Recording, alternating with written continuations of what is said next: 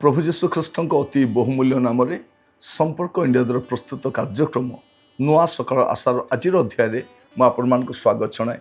प्रभु आपण प्रत्येक को बाहुल्य रूपे आशीर्वाद करंतु।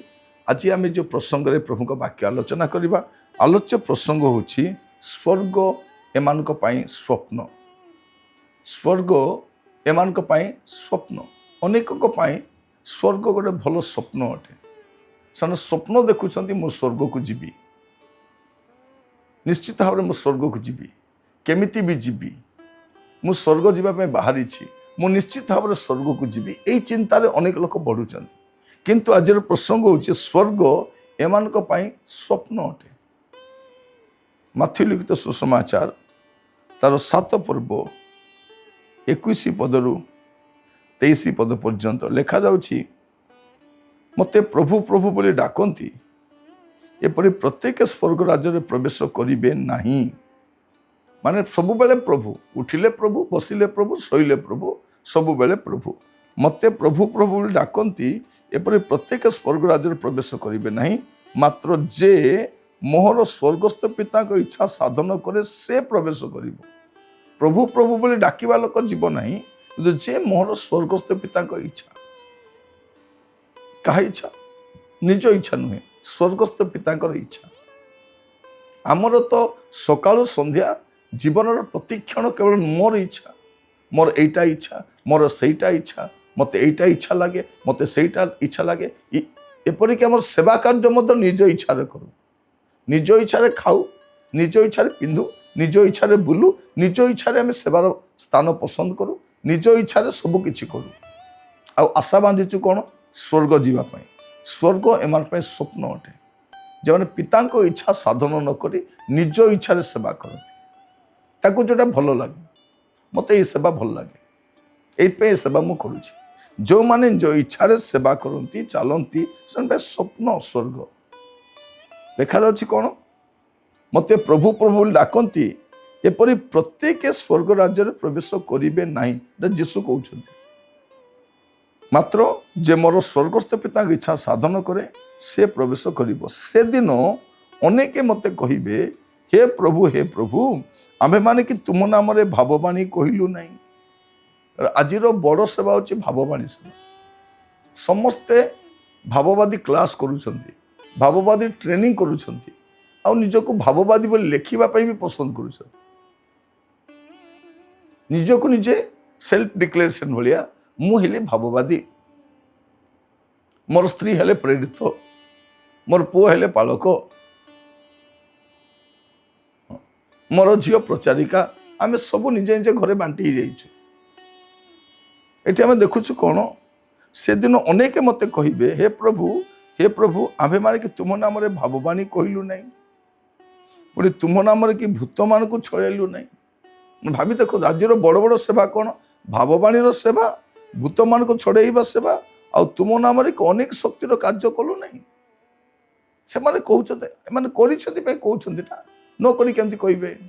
एमाने करिछंती, भूत भी छड़ेइछंती, भाववाणी कहिछंती, नाना शक्तिर कार्य करिछंती। सेते बेले मु समान स्पष्ट रूपे कहिबी, मु तुमान को केबे हे जानी नहीं। माने भाभी देखंतु, प्रभु जानी नांती सेवा करूछंती, भाववाणी कहउछंती, भूत भी छड़ाउछंती, शक्तिर कार्य भी चली। जीशु कहते सेते बेले मु सेमान को स्पष्ट सेते बेले कहिबी,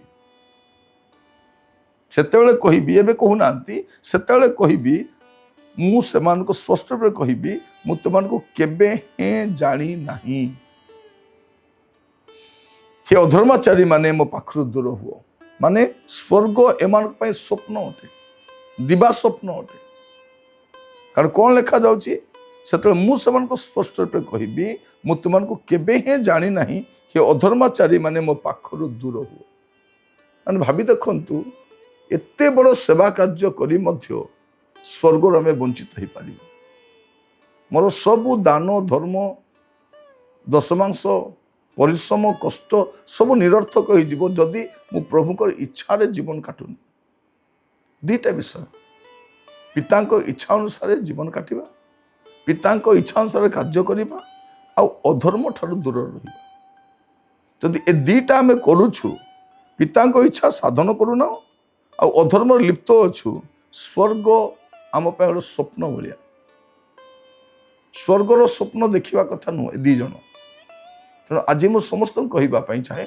जदि आपण निज इच्छा जीवन काटुंट निज इच्छा परिचालित होती प्रभुकर इच्छा को अग्राधिकार दौना मन रखी था स्वर्ग आपण गोटे स्वप्न अटे आउ कि स्वप्न अटे स्वर्ग एमान स्वप्न अटे कारण एमाने पिता इच्छा साधन करती ना खाली भाववाणी कहती भूत छड़ाती नाना शक्तिर कार्य करते अधर्म दूर रुहति ना अधर्म लगी रुहति अधर्म अधर्म माने लोभ भी अधर्म चोरी काम करवा अधर्म व्यभिचार भी अधर्म कौन ना कौन अधर्म काम से लिप्त रही परद्रव्य लुंठन करवा अधर्म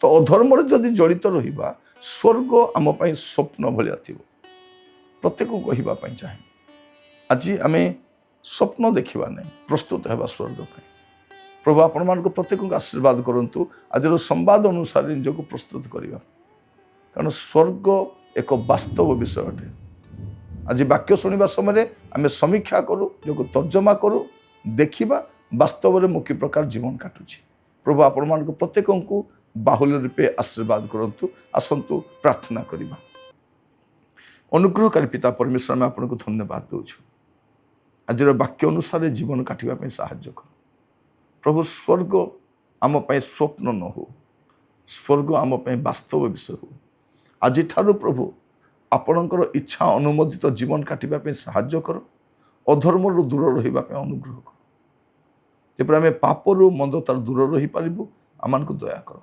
प्रत्येक को आपण बलवंत स्थित रखिले गोटे प्रस्तुत जीवन काटिबा साहाय्य कर स्वर्ग पाई जागृत जीवन काटिबा साहाय्य कर प्रार्थना शुणी धन्यवाद दे प्रार्थनाटी मोर प्राणर प्रिय जीशु नाम मागिली आमीन प्रभु आपण मान प्रत्येक को बाहुल्य रूप आशीर्वाद करंतु प्रभु अनुग्रह कले आसत काली नुआ अध्याय जड़ित होगा विदाय दियंतु नमस्कार।